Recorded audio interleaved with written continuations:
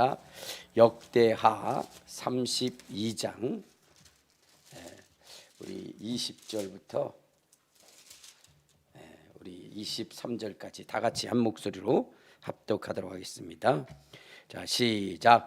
이러므로 히스기야 왕이 아모스의 아들 선지자 이사야와 더불어 하늘을 향하여 부르짖어 기도하였더니 여호와께서 한 천사를 보내어 아스루 왕의 진영에서 모든 큰 용사와 대장과 지휘관들을 멸하신지라. 아스루의 왕이 낯이 뜨거워 그의 고국으로 돌아갔더니 그의 시내전에 들어갔을 때에 그의 몸에서 난 자들이 거기서 칼로 죽였더라. 이와 같이 여호와께서 히스기야와 예루살렘 주민을 악스루 왕 사네립의 손과 모든 적국의 손에서 구원하여 내사 사면으로 보호하심에 여러 사람이 예물을 가지고 예루살렘으로 와서 여호와께 드리고 또 보물을 유다 왕 히스기야에게 드린지라. 이후로부터 히스기야가 모든 나라의 눈에 존귀하게 되었더라. 아멘. 이제 자기 자신을 축복할 때 이렇게 축복하십시오. 나는 예수님 때문에 가장 행복한 사람입니다. 고백하시길 바랍니다. 나는 예수님 때문에 가장 행복한 사람입니다. 아멘. 자, 여러분, 우리가 예수님을 믿으면서 우리가 날마다 점검해야 되는 것이 무엇이느냐? 그것은 내가 하나님 앞에 기도할 때에 하나님께서 내 기도를 들으시는가? 내 기도를 들으시는가를 여러분 항상 점검해야 됩니다. 왜 그러냐면 여러분, 우리의 인생이 이 세상을 살아가는데 평탄한 길만 있는 게 아니에요.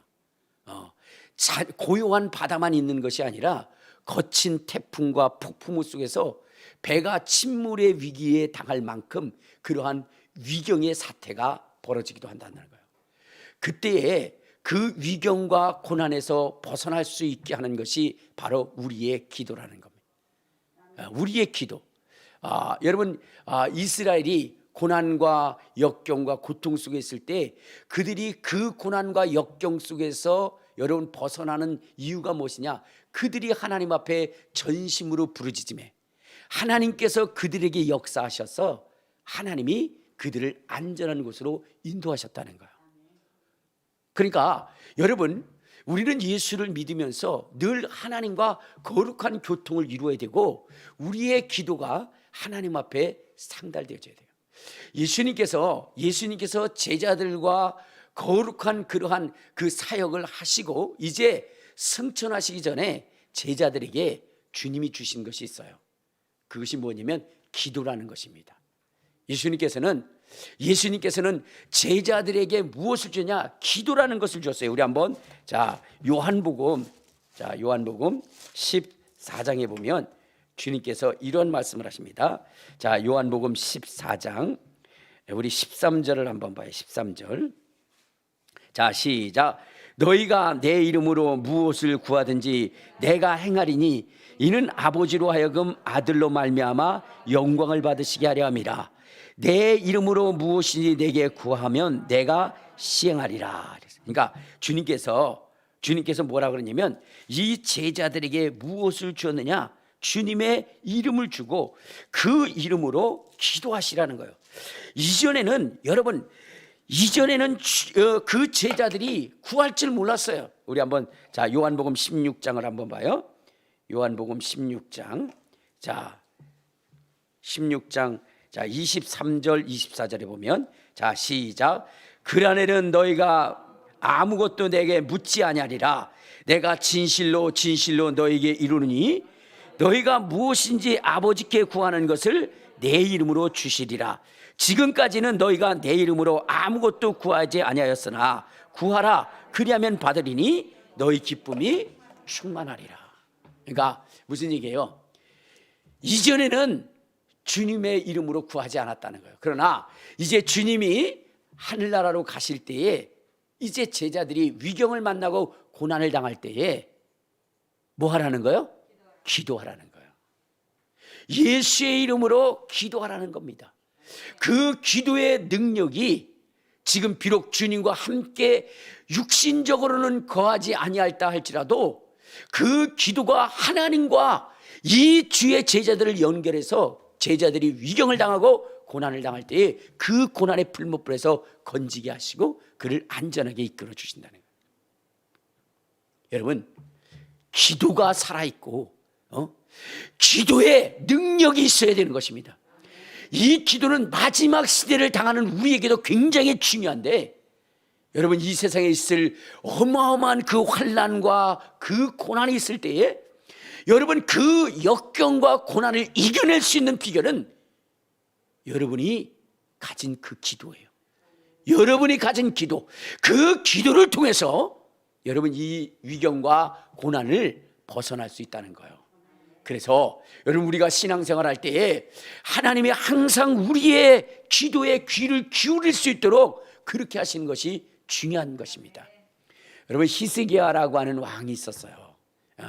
그 왕은 정말로 이스라엘에 다 무너지고 깨어지고 부서진 정말로 초라한 그러한 이스라엘을 그가 뭐냐면 이어받게 되었어요.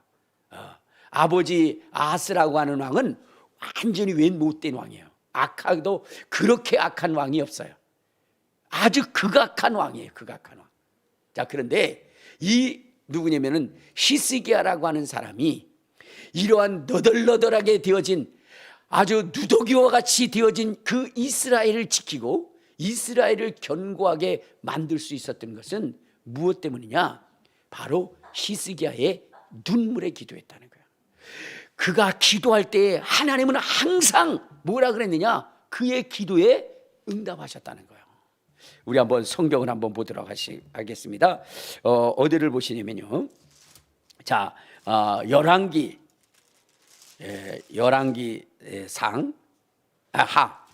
하 우리 20절을 한번 20장 5절을 보면 이런 말씀이 있어요. 자, 열왕기 하 20장 5절. 자, 시작. 너는 돌아가서 내 백성의 주권자 히스기야에게 이르기를 왕의 조상 다윗의 하나님 여호와의 말씀이 내가 내 기도를 들었고 내 눈물을 보았노라. 내가 너를 낫게 하리니 내가 3일 만에 여호와의 성전에 올라갈 것이다. 그러니까 여러분, 히스기야가 병들었을 때에 그가 하나님 앞에 기도할 때에 하나님은 그 히스기야의 눈물의 기도를 들었다는 거예요. 그러니까 하나님의 귀는 항상 히스기야의 입을 주목했다는 거예요. 그래서 그가 기도할 때 그의 눈물도 그의 그 기도도 하나님이 다 보시고 다 응답했었다는 거예요. 그러니까 우리의 인생도 어때야 되느냐? 여러분, 주님이 우리의 눈물을 볼 수 있는 그러한 신앙생활을 해야 되는 거예요. 주님이 우리의 입술에 주목할 수 있는 그러한 신앙생활을 해야 된다는 거예요. 아무리 내가 외치고 부르짖을지라도 여러분, 성경에 뭐라 그랬어요? 내가 부르짖고 간청할지라도 내가 귀를 막고 눈을 돌리리라 라고 하는 이러한 사람들이 있다는 거예요. 반면에 여러분, 이 히스기야의 그 기도는 하나님이 그를 주목하고 그의 그 형편과 사정을 아시고 그 모든 것들을 해결하셨다는 겁니다. 여러분, 아수르가 침공했을 때도 이 히스기야는 어떻게 해요? 하나님 앞에 기도했다고 그랬어요. 우리 한번 성경을 한번 봅시다. 어디를 보시냐면 자, 역대하 30장 20절에 보면 이런 말씀이 있습니다. 자, 역대하 30장 20절. 자, 시작. 여호와께서 히스기야의 기도를 들으시고 백성을 고치셨더라. 그러니까 여러분, 하나님은 이 여호수아가 기도하는 그 기도를 항상 들으셨다는 거예요. 백성의 허물을 놓고 하나님 앞에 기도했을 때 하나님이 그 기도에 귀를 기울이셔서 그 백성을 치료하셨고, 전쟁이 일어나서 도저히 이 아수르를 감당할 수 없는 그 이스라엘의 상황과 형편 속에서도 하나님이 그의 기도를 들으셔서 어떻게 하셨느냐? 자, 우리 역대하 32장 20절을 보면 이렇게 나옵니다. 자, 시작. 이러므로 히스기야의 왕이 아모스의 아들 선지자 이사와 더불어 하늘을 향하여 부르짖어 기도하였더니 여호와께서 한 천사를 보내어 아수르 왕의 진영에서 모든 큰 용사와 대장과 지휘관들을 멸하신지라. 아수르 왕이 낯이 뜨거워 그의 고국으로 돌아갔더니 그의 시내전에 들어갈 때에 그의 몸에서 난 자들이 거기서 칼로 죽였더라. 그러니까 무슨 얘기냐면 지금 아수르가 이스라엘을 침공했어요. 근데 이 이스라엘의 형편과 사정은 그 아수르를 대결할 수 있는, 대적할 수 있는 능력과 권능과 재정이 없어요. 그럼에도 불구하고 이 히스기야가 그 거대한 강국 아수르를 무너뜨릴 수 있었던 것은 히스기야의 기도였다는 거예요. 기도. 이 히스기야가 하나님을 향하여 기도할 때에 하나님께서 천사를 보내셨다는 거예요. 천사를. 그래가지고 그 천사의 역사를 통해서 이 아수르 군대 18만 5천 명이 하루아침에 완전히 송장이 돼버린 거예요. 그렇게 서슬퍼르게 버린 그러한 그 권력과 그 용맹으로 이스라엘을 위협했던 자들이 하루아침에 추풍낙엽처럼 그들의 목이 떨어지고 그들의 그 모든 것들이 메말라 버려서 그래서 완전히 죽임을 당했다는 거예요. 누구에 의해서? 한 천사에 의해서. 하나님이 보내신 그 천사에 의해서 이스라엘은 대승을 거두게 되는 이러한 역사를 이루게 하셨다는 거예요. 그러면 여러분, 이 히스기야 왕이 이렇게 정말로 대승을 거둘 뿐만 아니라 그가 기도하는 것마다 하나님이 듣고 응답하시는 그 비결은 무엇이냐, 이게. 히스기야의 그 신앙이 어떻길래 하나님께서 항상 하나님은 그 히스기야의 그 입술을 주목했는가. 오늘 우리가 이 시대를 살아가면서 우리도 히스기야의 신앙을 배워야 된다는 거예요. 히스기야 신앙. 왜냐면 여러분, 이제 우리에게는요, 이 코로나보다도 더 악한 환경이 우리 속에 올 겁니다. 코로나 속에서 얼마나 많은 사람들이 무너졌습니까? 자, 그런데 이것과는 이것의 상상을 초월하는 그러한 일들이 이제 마지막 시대에 이 땅에 일어날 것이라는 거예요. 7년의 대환란이 이 땅에 있을 때에 여러분, 그 속에서 그 신앙을 견디고 이기고 승리할 수 있는 그 신앙인이 되기 위해서는 우리가 오늘 이 히스기야의 이 삶을 통해서 우리가 뭐 해야 돼요? 철저한 교훈을 배워야 되는 거예요. 자, 그러면 여러분, 이 히스기야에게 전쟁이 일어났어요. 그때 애초부터 히스기야라는 사람이 이렇게 주님 앞에 기도할 때마다 응답받는 사람이었느냐? 그렇지는 않았다는 거예요.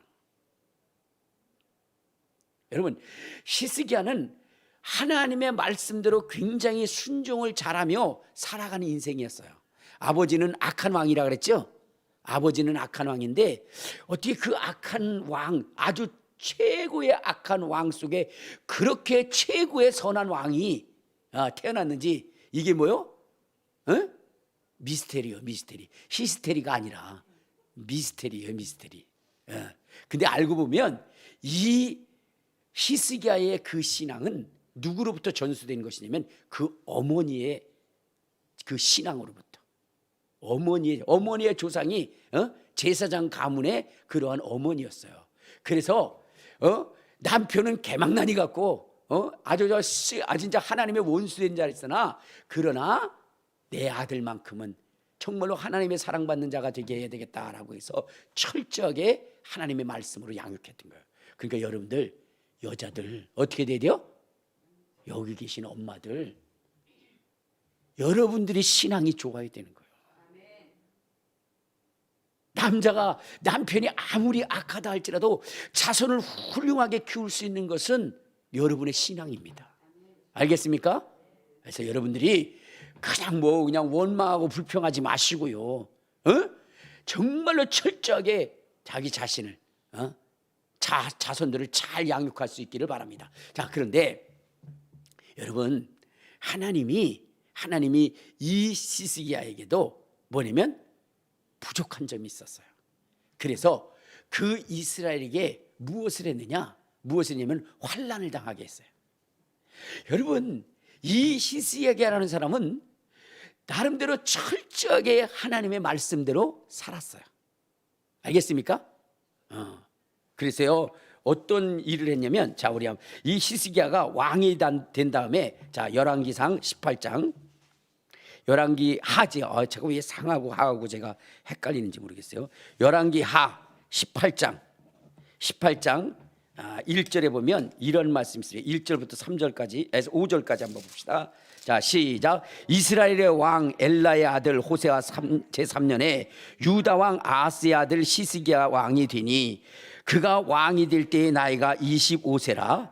예루살렘에서 29년간 다스리니라. 그의 어머니의 이름은 아비요 스가리아의 딸이었더라. 히스기야가 그의 조상 다윗의 모든 행위와 같이 여호와께서 보시기에 정직하게 행하여 그가 여러 산당들을 제거하며 주상을 깨뜨리며 아사라 목상을 찍으며 모세가 만들었던 룻뱀을 이스라엘 자손이 이때까지 향하여 분향하고 그것을 부수고 르후드단이라 일컬었더라.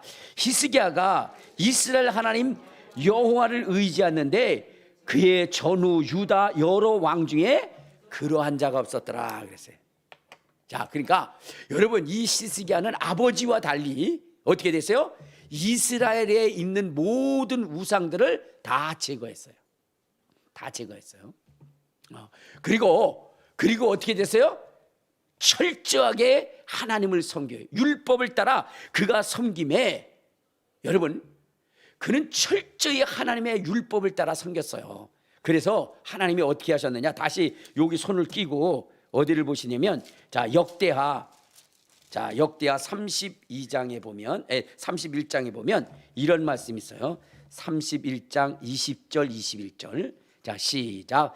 히스기야가 온 유다에 이같이 행하되 그의 하나님 여호와 보시기에 선과 정의와 진실함으로 행하였으니 그가 행하는 모든 일 곧 하나님의 전에 수중드는 일에나 율법에나 계명에나 그의 하나님을 찾고 한 마음으로 행하여 형통하였더라. 이렇게 있어요. 그러니까 이 히스기야라는 사람은 어떻게 됐어요? 하나님의 말씀대로 철저히 살려고 몸부림쳤다는 거예요. 자, 그런데요, 여러분, 하나님의 뜻대로 순종하며 충성하며 살면 여러분, 고난도 환난도 역경도 없을까요? 그렇게 살았음에도 불구하고 환난이 있을까요? 그러니까 여러분, 아주 철저하게 충성을 하고 살았다 할지라도 뭐가 있다? 환난이 있는데, 근데 우리가 대충 살면 어떻게 되겠어요? 대충 산 우리는 어때요? 환난과 고난이 굉장히 많겠죠. 그렇지 않겠습니까? 자, 그런데 여러분, 하나님께서 우리의 인생들 가운데 환난과 고난을 주는 이유가 무엇일까요?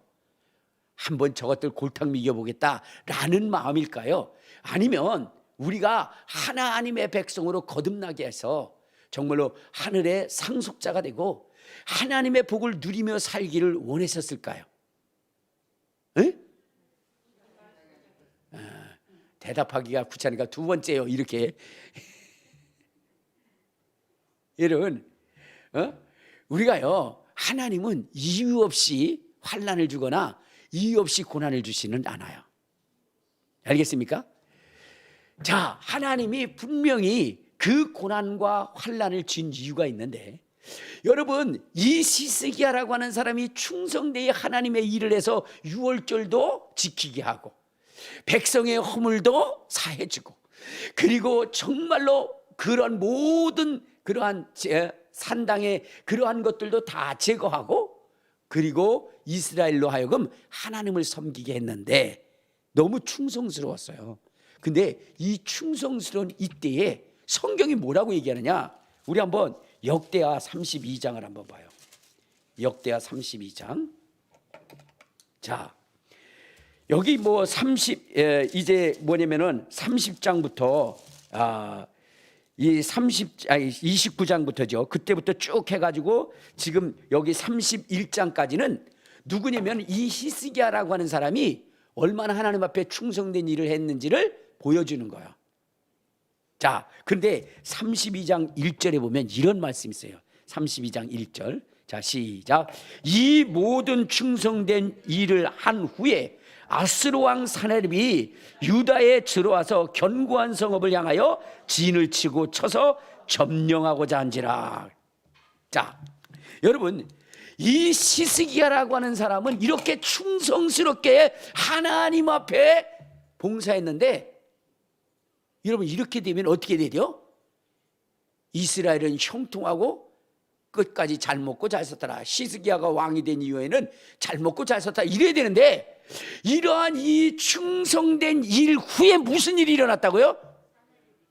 사네립이 쳐들어왔어요. 아수르 왕 사네립이라고 하는 당시에 중동에서 가장 강력한 그러한 군사력을 보호하고 그 중동의 모든 나라들을 굴복시킨 이 사네립이라고 하는 이 아수르 왕이 이 유다를 침공했어요.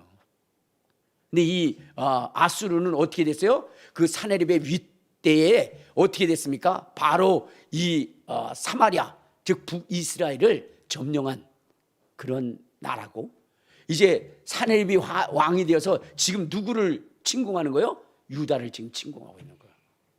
자, 여러분 왜 이런 일이 일어났을까? 왜 이런 일이 일어났을까? 여러분, 우리는 이 원인을 여러분들이 잘 알고 어떻게 돼야 돼요? 하나님이 원하시는 것이 무엇인지를 여러분 살펴야 된다는 거예요. 왜 이렇게 했을까요? 왜?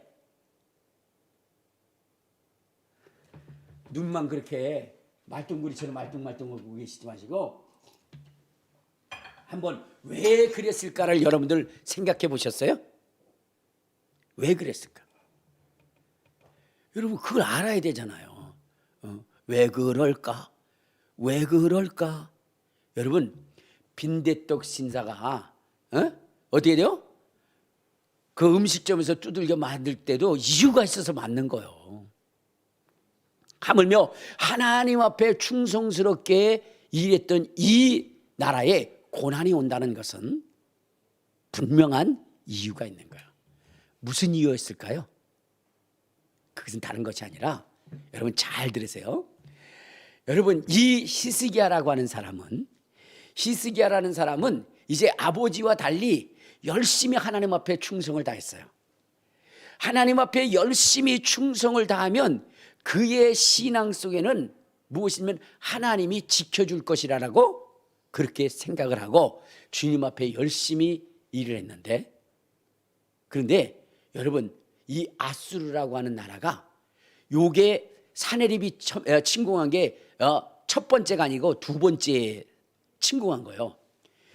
근데 이 히스기야라는 사람은 모든 것을 계획을 하면서 이제 하나님이 자기를 지킬 것이라고 그렇게 생각을 하고 했는데 이 사네립이 침공을 해온 거예요. 그때에 여러분 이 히스기야가 어떤 행동을 했는지 아세요?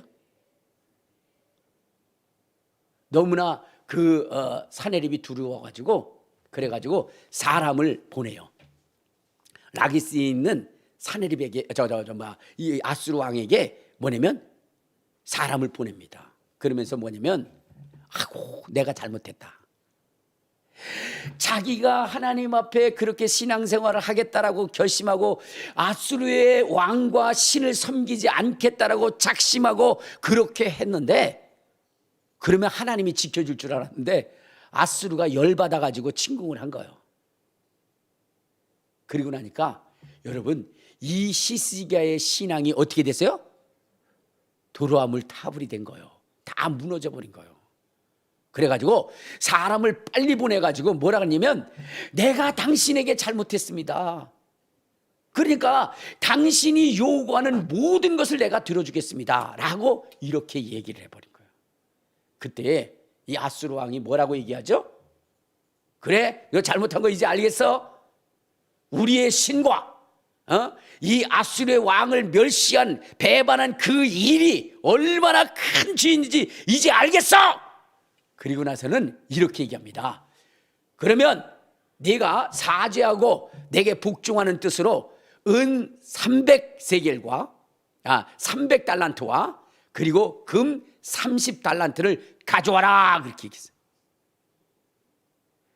그랬더니 이 히스기야가 모든 것을 다 털어가지고 그리고 만들고 금도 다 털었어요. 근데 털다 보니까 금이 부족해. 그래가지고 어디까지 털냐? 여호와의 그 성전에 기둥 속에 붙어있는 그 금까지 싸그리 긁어가지고 그래가지고 그 왕에게 보냅니다.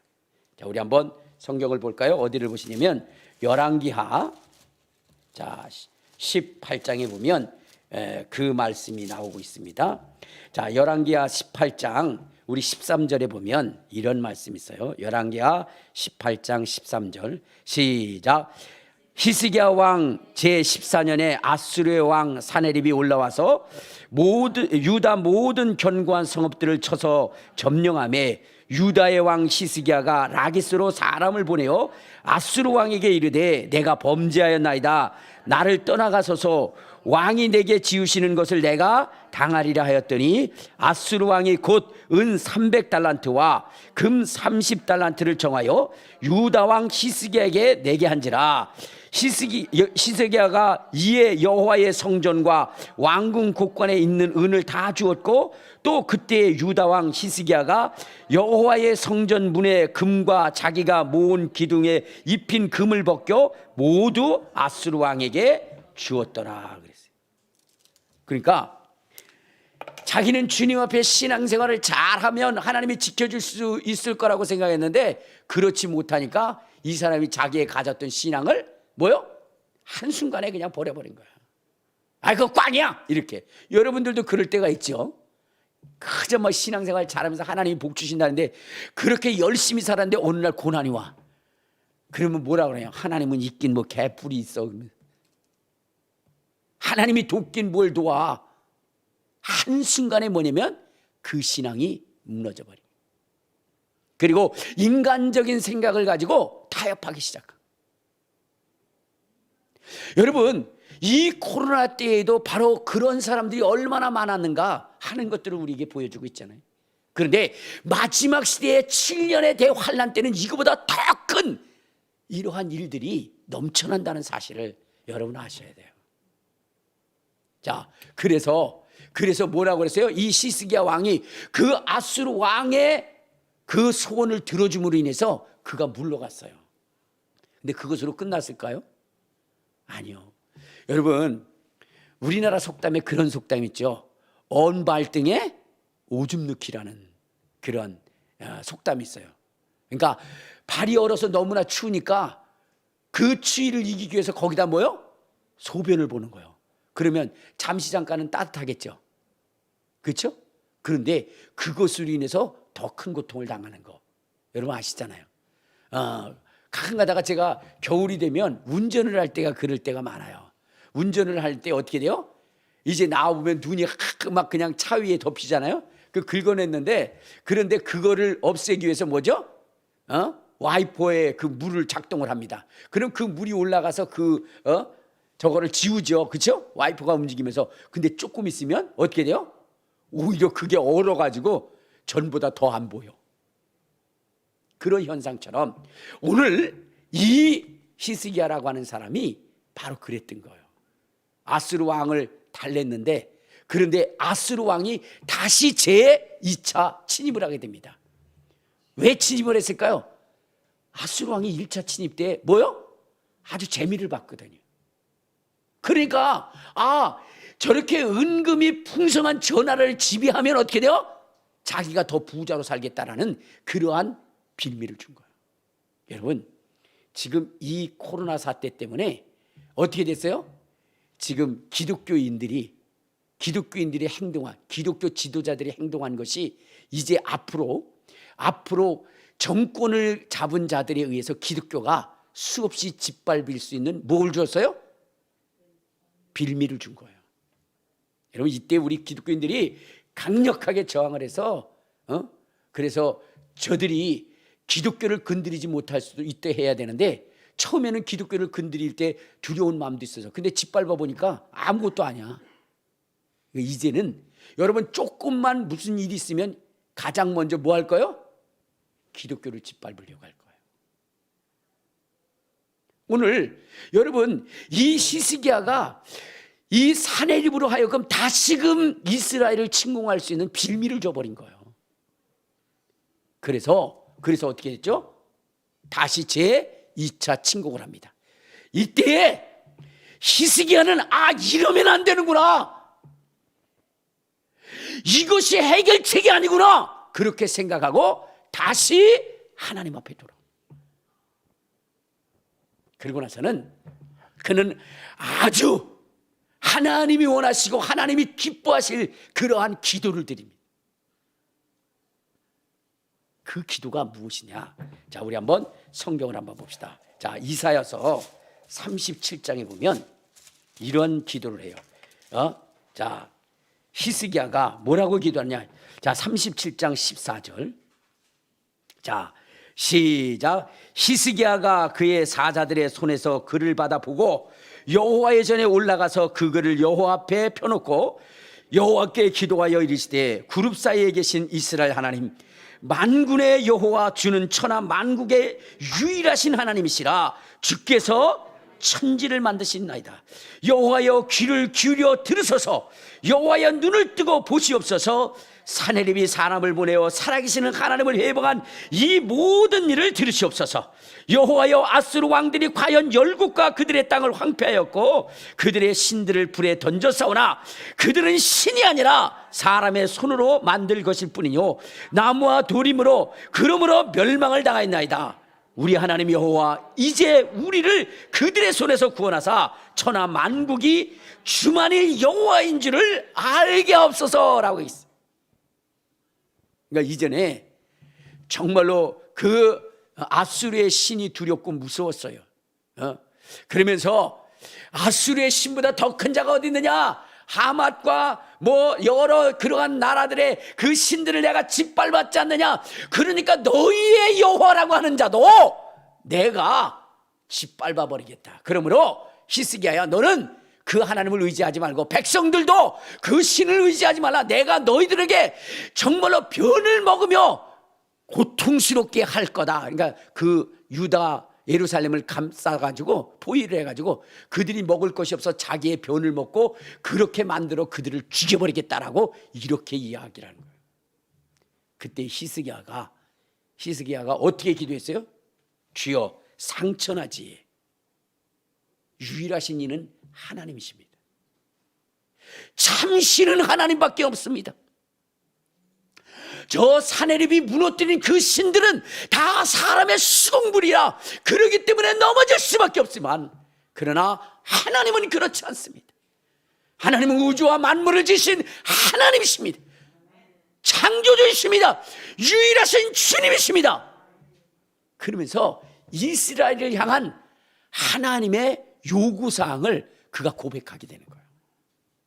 여러분, 하나님이 이스라엘을 선택하셔서 이스라엘로 하여금 고백받기를 원하신 것이 뭔 줄 아세요? 하나님만이 유일하신 신이시라는 거예요. 애굽에 수없는 신들이 있지만 그 신들은 다 가짜 신이고 오직 하나님만이 유일하신 신임을 고백하기를 우리 주님이 원하신 거예요. 그런데 이스라엘 백성들은, 이스라엘 왕들은 그렇게 고백하지 못했어요. 사람과 타협하고 이웃과 타협하고 하나님 외에도 다른 신이 있다고, 바알과 아세라 신이 있다고, 오히려 바알과 아세라 신이 하나님보다 더 위에 있다라고 그렇게 고백하면서 이스라엘 백성들이 살아갔어요. 그렇기 때문에 환난을 당하고 고난을 당했던 겁니다. 그런데 오늘 히스기야는 우리 주님이 요구하시는 그 요구사항을 완전히 들어주시는 거예요. 하나님이 이스라엘에게 요구한 요구사항이 뭐라고요? 이러니까 안 되는겨. 하나님만이 유일하신 주시라. 자, 우리 한번 성경을 한번 봐요. 자, 신명기 6장에 보면 하나님께서 이스라엘 백성들에게 요구하시는 바가 있어요. 자, 신명기 6장. 자, 4절에 보면 이렇게 얘기하죠. 자, 시작. 이스라엘아 들으라. 우리 하나님 여호와는 오직 유일한 여호와시니 너는 마음을 다하고 뜻을 다하고 힘을 다하여 내 하나님을 사랑하라. 그러니까 이스라엘을 선택하시고 주님이 요구하시는 것이 뭐냐? 이스라엘아, 나의 백성들아, 이 세상에 신은 오직 하나님밖에 없다. 그래서 여러분 십계명을 줬는데 그 십계명의 첫 계명이 뭐야? 나 외에 다른 신이 없다는 거예요. 다른 신. 그래서 히스기야는 그걸 고백한 겁니다. 하나님 외에는 다른 신이 없습니다. 저들이 저렇게 위협할지라도 여러분 하나님 외에는 다른 신이 없다라고 그렇게 고백할 때 하나님이 이제 이사야를 통해서 히스기야에게 말씀하시는 거예요. 두려워하지 말라. 자, 우리 한번 성경을 한번 봐요. 이사야서 우리 37장에 보면 이 누구냐면은 히스기야의 그 기도를 하나님이 들으시고 뭐라고 이야기를 하시냐면 이 전쟁에 대해서 이렇게 얘기해요. 37장 33절 시작. 그러므로 여호와께서 아수르 왕에 대하여 이같이 이르시되 그가 이성에 이르지 못하며 화살 하나도 이르러 쏘지 못하며 방패를 가지고 이성에 가까우지도 못하고 흉복을 쌓고 차지도 못할 것이요 그가 오던 길 곧 그 길로 돌아가서 이성에 이르지 못하리라. 여호와의 말씀이라. 대저 내가 나를 위하여 내 종 다윗을 위하여 이 성을 보호하며 구원하리라 하셨나이다 하니라. 여호와의 사자가 나가서 아수르 진에서 18명 5천 명을 쳐 죽이므로 아침에 일찍이 날아가 본 적 시체뿐이라. 그러니까 여러분 그러한 그 믿음의 고백을 할 때 하나님이 뭐라고 얘기했냐? 그래, 내가 요구하는 것이 바로 그러한 고백인데 네가 그렇게 믿는구나. 그러면서 뭐냐면 화살 하나도 이 성에 오지 못할 거야. 그들이 가까이 오지도 못할 것이다. 그 왕이 가까이 오지도 못할 것이다. 아니나 다를까 여러분 왕이 오는 길에 전쟁을 만나게 되고 거기서 뭐냐면 치열한 전투 속에 패할 수밖에 없었고 그래서 도망가서 자기의 신전에 갔는데 아들이 사네립의 아들이 그를 죽여버려요. 그래서 여러분 어떻게 됐어요? 히스기야는 대승을 거둡니다. 대승. 여러분 대승을 거둘 뿐만 아니라 하나님이 그를 축복하셔서 그를 형통케 해서 히스기야가 이스라엘 가운데 존귀한 자가 되었다라고 성경은 기록하고 있어요. 그러니까 여러분들 어떻게 하셔야 돼요?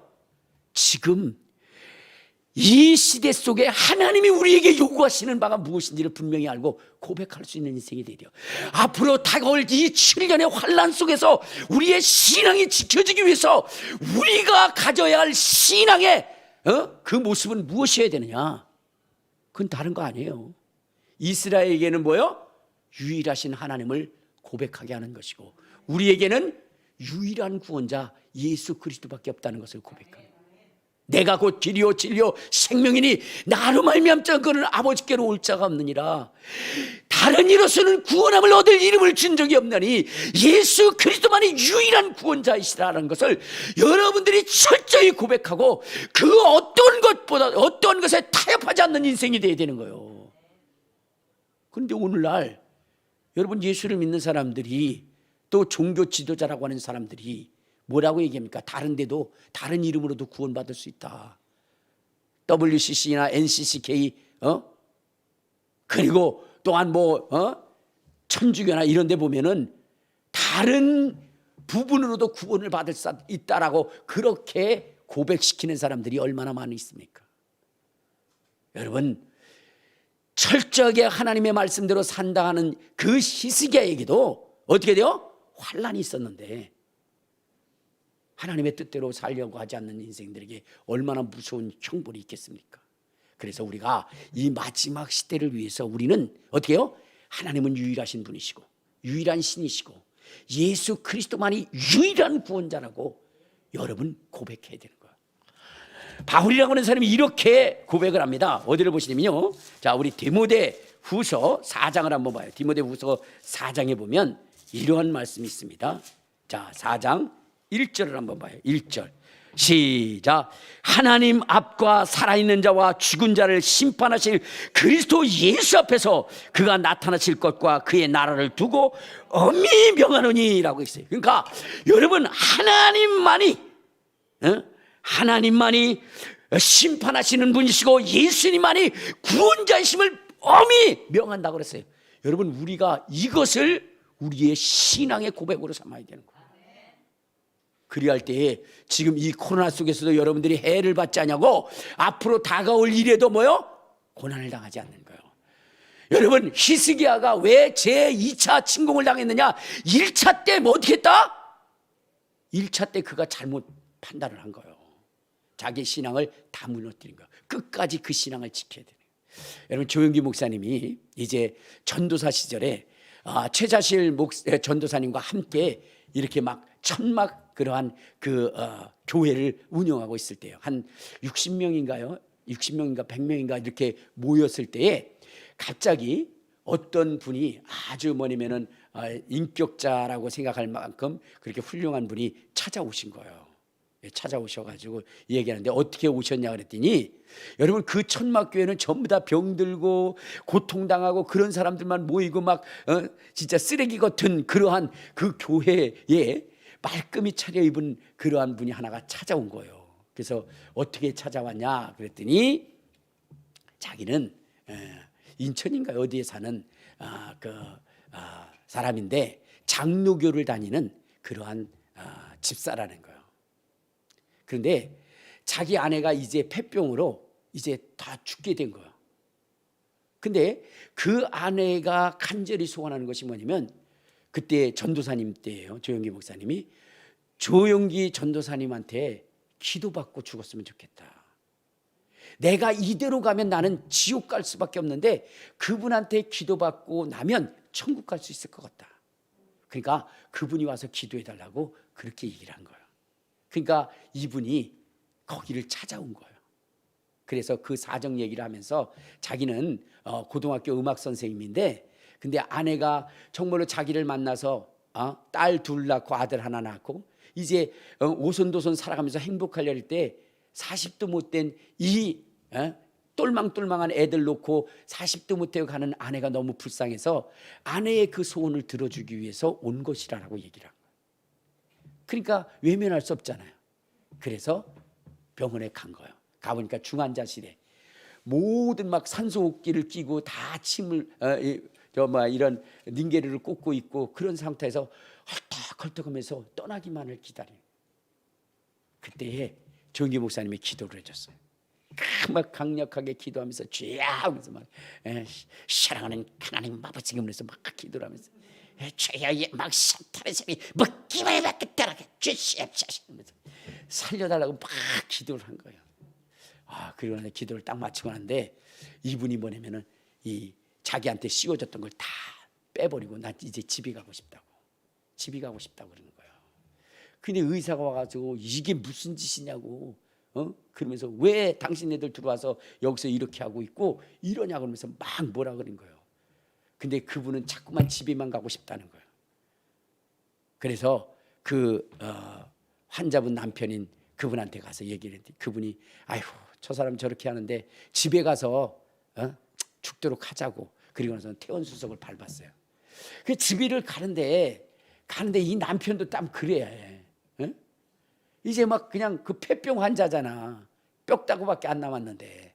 근데 이 차를 태워가지고 택시를 태워가지고 하는데 어떻게 하냐면 조영규 목사님 뒤에 앉히고, 그 다음에 최자실 전도사님도 뒤에 앉히고, 그리고 그 환자를 조영규 목사님 무릎 위에다가 앉혀놓고, 그리고 자기는 다른 차로 간대야. 아유 참 해도 너무하지, 그죠? 그래가지고 집이 온 거예요. 그러니까 이분들은 가다가 죽을까봐 그냥 기도를 한 거예요. 기도를 세게 한 거예요. 대주야 하면서. 그래서 집에 왔어요. 네, 돌아가시질 않고 집에 왔어요. 집에 앉혀놓고 있는데 막 기도를 땀 흘려서 기도하니까 이분이 어떻게 됐어요? 어휴, 이제 살 것 같다고. 그뒤 갑자기 뭐냐면은 일어나더니 먹을 걸 달라고 그러고, 그래가지고 막 먹을 거 먹고 그리고 있는 거야. 막 너무 좋은 거잖아요, 그죠? 그 와서 보니까 일어나 앉아가지고 막 먹을 것도 먹고 막 이제 살 것 같다면서 살이 오는데 이게 계속 하루가 다르게 좋아지는 거예요. 20일 근데 한 며칠 이틀인가 3일째 되는 날 옷을 차려입더라는 거예요. 그래서 왜 그러냐 했더니 내가 이제 교회에 가야 되겠다고. 그래서 그러시냐고. 그러면은 교회 가시라고. 그래서 교회를 가시라고 장로교회 가라 했더니 이분이 나는 거기 교회 가지 않고 이 천막교회 가려고 한다. 아니 그래도 인간이 그게 아니라고 해요. 그래도 난 천막교회 간다고. 그러니까는 여기 누구냐면 목사님이 전도사님이 못 오게 하니까, 그러니까는 그 남편 되는 분이 그런 얘기했어요. 목사님, 전도사님, 이가 더 건강해질 때까지만 하고 그나마 다음에 우리 교회 가겠더라고. 내가 우리 목사님한테 양해를 구할 테니까 그렇게 하시라고. 그래서 할 수 없이 교회를 온 거예요. 근데 그날 딱 주일날 왔는데 와가지고 했는데 예배가 끝나고 났는데 근데 안 가는 거예요. 이제 예배 끝나고 나서 그냥 보낼 수 없어서 어떻게 해요?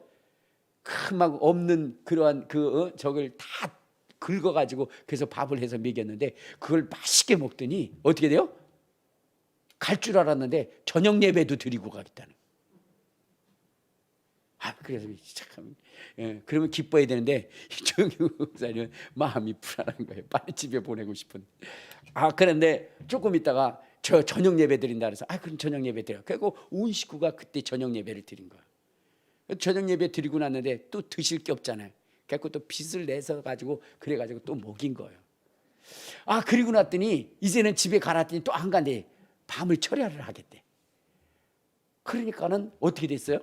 할 수 없었어. 그래가지고 왜냐면 이분들을 그 남편하고 그 친정 어머니는 집으로 돌아가고 이제 이분만 교회에서 자기가 철야를 하겠다고 그러는 거예요. 근데 철야를 하되 여러분 그 꼬박 세울 수 없잖아요. 1시 정도 되니까 피곤하잖아. 그러니까는 어떻게 되냐면 조영기 목사님이 자기 방 그걸 내주고, 왜냐면 교회는 차니까 근데 방을 내주고 거기서 있으라 그리고 자기는 교회에 와서 기도를 하는. 근데 죽을까 봐 어떻게 돼요? 불안해가지고 누구죠? 최자실 전도사님 그를 위해서 막 기도했는데 갑자기 이분이 일어나더니 물 한 잔만 달라고. 물 한 잔만 달라고. 그래서 물 한 잔을 딱 줬대요. 그거 먹고 죽었대요. 그 물 한 잔을 딱 마시더니 그냥 쭉 뻗어버려요. 죽었어. 그리고 나니까 이걸 어떻게 할 수가 없는 거예요. 왜냐면 그렇게 잘 건강하게 되다가 20일째 되는 날 그렇게 슉 죽어버리니까. 그리고 그 가족들도 있는 데가 아니라 가족들이 다 돌아간 때 아니겠습니까? 그러니까 잘못하면 누명 쓸 상황이 된 거예요. 그래도 둘이 그 시체 놓고 뭐라 그러냐면 이제 장모님 큰일 나십니다. 이제 사람 죽었으니까 둘 중에 하나는 감옥 가야 되는데 내가 이제 감옥 가게 됐습니다. 그러니까는 최자실 목사님이 뭔 소리냐, 내가 가야지. 서로 감옥 가겠다라고 그렇게 얘기하면서 그 시신을 어떻게 돼요? 그 집으로 옮겼어요. 그랬더니 그 남편이 그런 얘기를 하는 거예요. 이가 마지막으로 떠나려고 그랬던 거군요. 왜냐면 마지막 갈 때 남편한테 그랬어요. 여보 이제는 빠이빠이야. 다시는 못 봐. 그랬거든요. 그리고 나서는 집에 돌아갔는데 왠지 잠도 안 오고 그래서 책을 한 권 사고 밤을 새도록 책을 읽었다는 거야. 그 마음이 불안하더라는 거야. 알고 보니까 아내가 떠나기 위해 그래서 그랬구나 라고 한 거예요. 그러니까 이 전도사님하고 장모님은 얼마나 마음이 아프겠어요. 좋은 일이 있어야 되는데. 그래도 그 속에서 눈물로 하나님 앞에 기도하면서 막 했어요. 그런데요, 놀라운 일들이 벌어졌어요. 놀라운 일. 무슨 일이 벌어졌을까요? 살아났냐고? 아니 그냥 묻었대야. 살아났으면 얼마나 좋겠어요. 근데 여러분 장례를 치르려고 하는데 그 친정엄마가 가슴이 메이는 거예요. 왜냐면 그 친정엄마는 결혼을 해가지고 남편이 도망가고 그 딸 하나 키워가지고 이제 시집 보냈는데 이제 행복할 만하니까, 좋은 사위 얻어서 행복하려고 하니까 이런 병이 걸리고 죽게 되니까 너무 억울한 거예요. 그리고 그 병원에서 죽으면 뭔데 좀 건강해지다가 또 다시 죽어버린 거잖아. 그게 너무나 힘들고 고통스러운 거예요. 그래서 막 눈물을 흘리고 있는데 이 최자실 전도사님이 찬양을 했어요. 찬양을 하는데 찬양을 해도 따라하지 않아. 1절을 끝난대. 왜? 너무 슬프고 너무 그러니까. 근데 조용기 목사님이 또 따라하니까 그때 다 찬양을 하기 시작해. 찬양을 딱 하는데 갑자기 그 통곡하던 엄마가 일어나더니 춤을 추는 거야. 일어나더니 춤을 추면서 이상한 얘기를 하는데, 너는 왜 그렇게 슬퍼하느냐? 내가 내 사랑하는 딸을 그 아픔에서 건져서 내 영원한 나라로 내가 옮겼는데 네가 왜 그렇게 슬퍼하느냐? 네가 왜 그렇게 슬퍼하느냐? 그러더라는 거예요. 그래서 이게 뭐냐면은 막 춤을 추니까 어떻게 돼요? 딸 잃고 나서 정신 돌아버렸나라고 생각을 해서 나중에 자초지정을 들어보니까 그런 얘기를 하는 거예요. 자기가 슬픔을 가질 때 갑자기 하나님이 자기의 눈을 열어주시더니 그 아픈 딸이 빛나는 세마포를 입고 하늘로 환한 미소를 띠고 올라가는 그 모습을 보았다는 거예요. 너무나 행복하게 가는 그 모습을 보니까 자기가 슬퍼할 수도 없고 자기 속에 기쁨이 넘치면서 자기의 입술 속에서 왜 네가 그렇게 슬퍼하느냐? 내 사랑하는 딸, 내가 기뻐하는 딸을 내가 데리고 갔는데 이 아픔에서 이 고난에서 내가 건져줬는데 너는 왜 그렇게 슬퍼하느냐? 여러분, 그 이야기를 들을 때 그 장례가 기쁨의 장례가 됐어요. 여러분, 한동안은 슬픔과 좌절이었지만은 그러나 주님을 원망하지 않고 불평하지 않고 끝까지 그 믿음으로 하나님이 원하시는 믿음을 보임에 누구도 역전시킬 수 없는, 그 상황을 변할 수 없는, 변개시킬 수 없는 그러한 상황을 하나님이 직접 역사하셔서 그 상황을 바꾸신 겁니다. 여러분, 이 하나님을 믿으시길 바랍니다. 조금 불편한 일이 있다고 해서 거기 원망하지 마시고요, 끝까지 전능하신 하나님, 구원자이신 하나님을 신뢰하고 믿고 의지하여 나가 승리하는 저와 여러분 되시기를 주님의 이름으로 축원합니다.